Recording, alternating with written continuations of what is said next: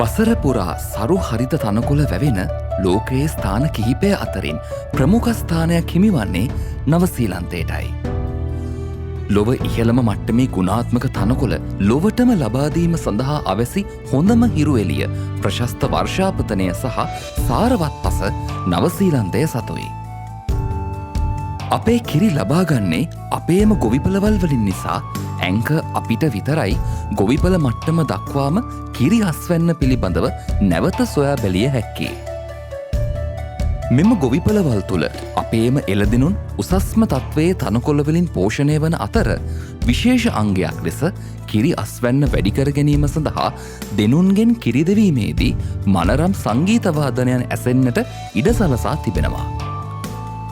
කිරි නිෂ්පාදනය ඉහළ නැංවීම සඳහා එළදෙනුන්ට කෘත්‍රීම හෝමෝන භාවිතා කිරීම නවසීලන්තයේ සපුරා තහනම්.